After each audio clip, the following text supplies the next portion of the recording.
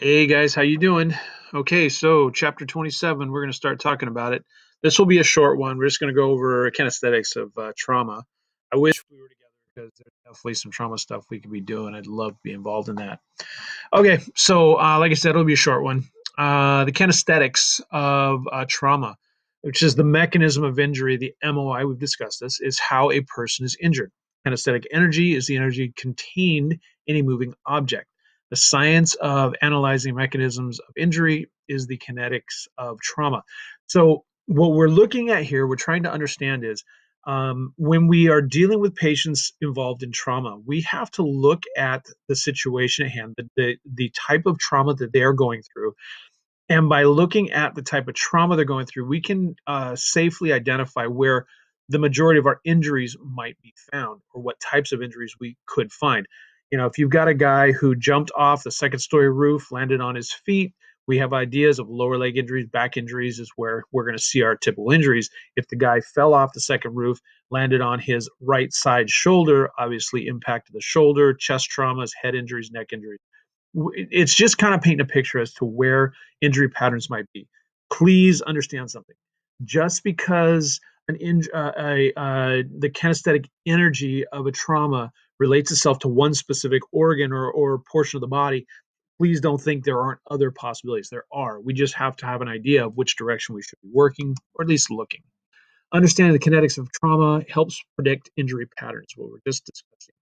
Predictors of injuries are the patient's physiological uh, indicators, the anatomy of the injury, and the MOI. Kinetic injury. Um, Velocity is the more significant factor in determining the amount of kinetic energy.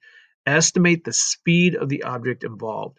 Motor vehicle collisions, penetrating trauma. So I think I talked about this once before. We had this actually happen. We had a patient who had been hit by a car in a parking lot. For us, the ambulance, we respond as a BLS unit. We have ALS fire department that runs with us and a BLS fire department that runs with us.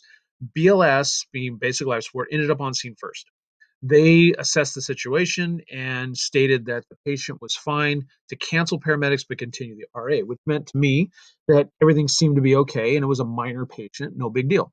When I arrive on scene, I get out and I take a look at the situation. I've got a car that's stopped in the middle of an aisle where the cars are parked. I've got a bike that's on the ground and a patient that is also on the ground. But when I look at the car has a spidered windshield, and a windshield is two panes of glass thick with plastic running through it. So it takes a lot of force to break a windshield.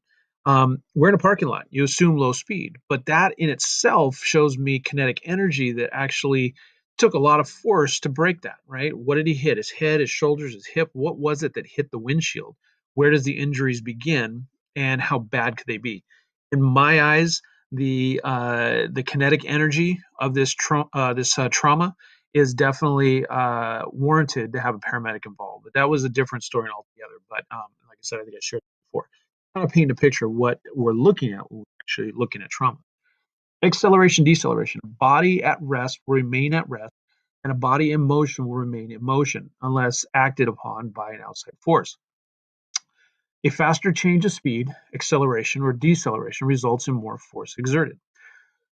Think of yourself driving a car. If you're driving a car 20 miles an hour and you run into a pole, okay, the car is going to come to an abrupt stop. But you, even though you're seatbelted in, are going to lurch forward because you are in that section that's the lack of motion, right? The car stops, but you jump forward slightly. What kind of injuries we have from a 20-mile-an-hour collision? Very minimal. More shaken nerves and a little bit of aches and pains, right? But if you're doing 100 miles an hour and hit a pole, the car comes to a complete stop and you get thrown forward hard. Okay, so now we're looking at even worse case scenario, the acceleration, deceleration of an injury type pattern. Energy travels in a straight line unless it meets interference. Interference with the travel of kinetic energy can cause it to change direction and form. Falling off the roof and straight to the ground, that's a straight line. There should be no change in pattern as far as you hitting the ground. But if you fall off the roof and hit a big branch of a tree going down, now you're spinning out of control and we've got a whole different situation arising. Three types of impact in a vehicle collision. So it's more common that we talk about this kind of stuff. Energy is absorbed in each impact. There can be multiple impacts of each type. The vehicle, the body, and the organ all involved in this collision. So these different areas are definitely going to give us our issue as far as collisions are concerned, as far as injury patterns are concerned. Vehicle, the vehicle strikes an object. Okay, so we're just discussing earlier 20 miles an hour versus 100 miles an hour running into this tree or pole, which stops the car, but inertia, the acceleration, deceleration, the motion still moves you forward. You impact something with inside that car. No seatbelt, you impact the steering wheel. If you have your seatbelt on, the impact is probably going to be more or less the seatbelt itself and the glancing of an airbag that comes out as well. So a big part of our collisions that we get involved with, that we're on scene for, we need to identify is, has the seatbelt been used? I'd love to tell you that a patient will always tell you yes if they were using, or no that they weren't using, but the fact of the matter is if they weren't using, they're probably going to tell you yes because they don't want to get in trouble. How do we know? In the side post where you would pull your seatbelt down from, where it actually comes out of that post, there's a explosive charge. When the airbag goes off, boom, in front of you, that explosive charge fires, which pulls the seatbelt back, pulling you back and allowing you to glance off the airbag instead of smacking it rock hard, right? So if a person's wearing their seatbelt, when they get out of the car, you pull them out of the car, you disconnect the seatbelt will hang slack alongside the wall of the car. If the seatbelt was not worn, that means it's probably tight against the wall of the car, right? If it's tight against the wall of the car, I will not be able to pull that in or out because that explosive charge has gone off, keeping us from actually moving that seatbelt in and out. So what was actually impacted is the important thing to remember. We're identifying where the injury patterns be.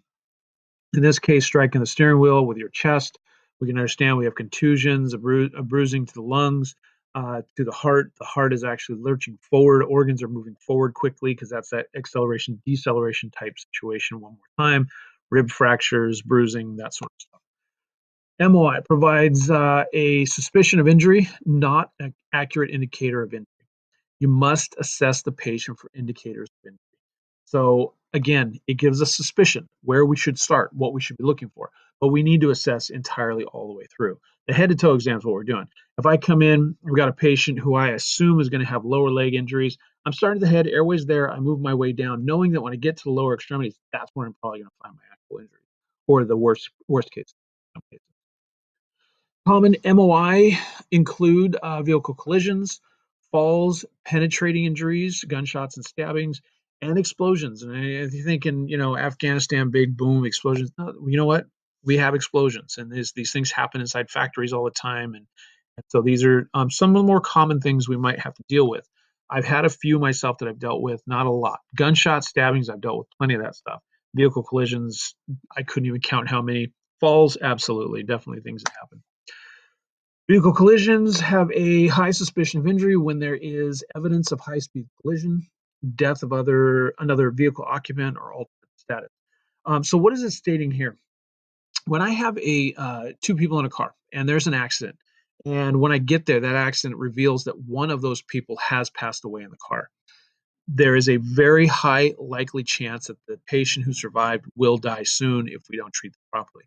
Because if it was strong enough, far enough, physical enough to cause death to one, the other had to sustain, to have received, there you go, try that way, have received some pretty bad injuries themselves. And so we need to treat that patient as though they are their life is in danger. Altered mental status, obviously we understand that's a life-threatening situation. And if it was high speed with no injuries, we're still going to assume the worst case scenario.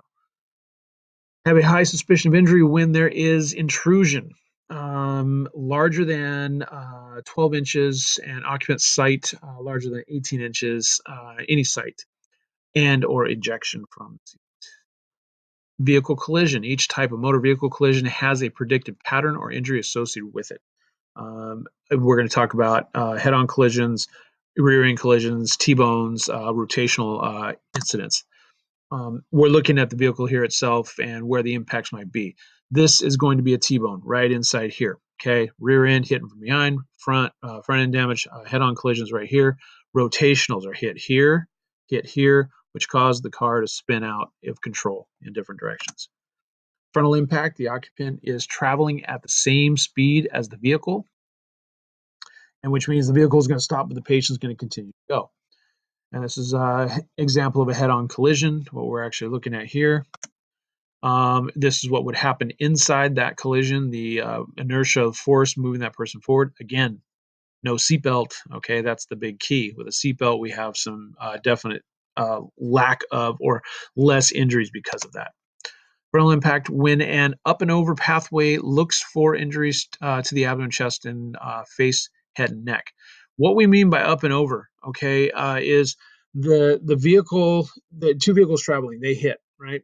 One is going to go up and over, the other is going to go down and under.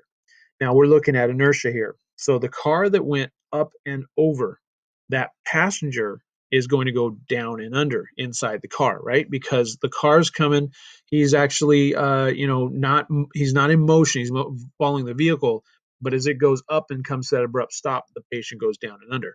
The car that's coming the opposite direction, which actually goes down and under, okay, if you guys can understand, that person is still traveling up and over inside the vehicle. I hope that makes sense. It's kind of a little challenging, but so here's your up and over patterns. We're looking at upper injuries throughout this patient. Obviously, we're going to have some lower injuries, but this is where our concerns are. I'm going to stop right here, guys. Okay, and like I said, it'll be a short one, and we're going to finish off with we'll go through more of the mechanics of traumas themselves. Handle that stuff when we get a chance. Other than that, I'm going to go ahead and stop here and load this down for you as soon as I can. Thank you for watching, and I hope this is all working out well for you guys. Okay, take it easy. Bye.